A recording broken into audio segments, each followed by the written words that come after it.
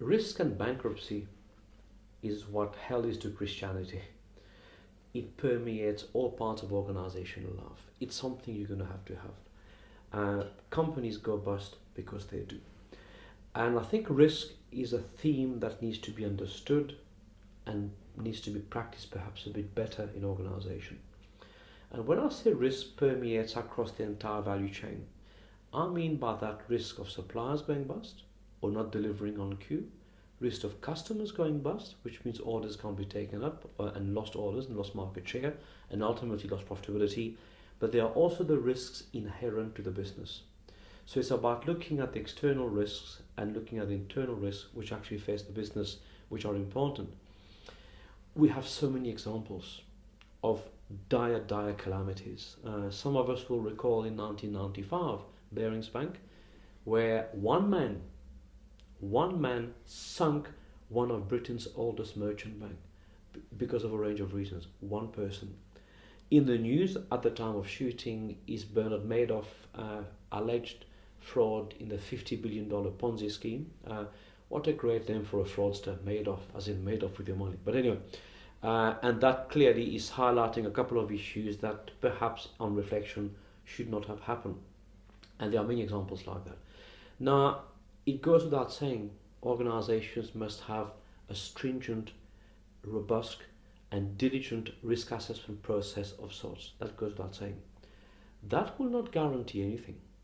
Société Générale, the French bank, 2 years ago, lost just under 5 billion euros because of illegal activities of one of its traders, Jérôme Kerviel. If you looked at Société Générale's last accounts just before that calamity, the section devoted to risk assessment was 26 pages. And a quick read would suggest these people had it well tightened up, it was solid, all practices were good. 5 billion euros later.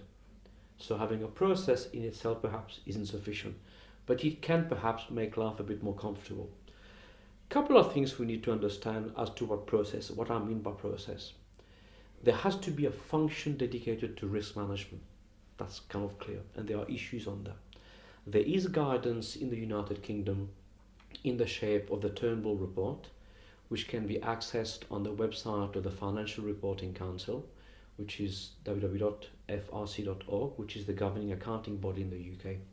And the Turnbull report is a code of best practice, not law, best practice of the duties that directors face in the fields of financial stewardship and risk management. Well worth having a look at. In essence, it's about having a register of risk. It's about identifying the risks which this organization possibly faces. It's about deciding what to mitigate and to what level do we mitigate.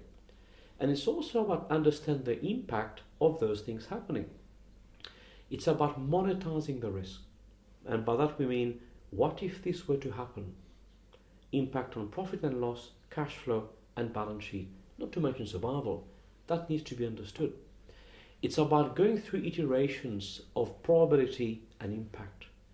We can't develop alternative scenarios and strategy for every potential eventuality. That's just commercially not feasible. But we do need to take on board these items or these variables are perhaps more likely to happen than others. Or the impact of that likelihood happening would be devastating to our business.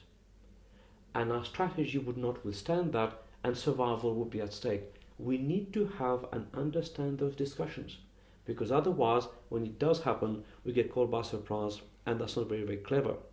So it's about having that mechanistic approach, which should be reported to the board, and which should be sort of held in intelligent positions in organization, and hopefully checked with the auditors as well. That's going to be important.